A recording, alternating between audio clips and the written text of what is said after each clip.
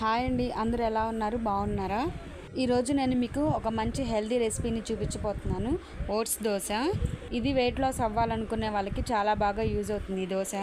మనం మార్నింగ్ బ్రేక్ఫాస్ట్లా కానీ లేదంటే నైట్ డిన్నర్గా కానీ తీసుకోవచ్చు. ఈ ఓట్స్ దోశ కోసం అని చెప్పి ఒక కప్పు ఓట్స్, అలాగే దాంట్లో సగం వాటికి పెసరపప్పు తీసుకుంటున్నాను. రెండింటిని విడివిడిగా నానబెట్టుకోవాలి, ఎందుకంటే ఓట్స్ని మనం కడగడానికి ఉండదు కాబట్టి పెసరపప్పు కడుక్కోవాలి కాబట్టి రెండు వేరువేరుగా నానబెట్టుకోవాలి.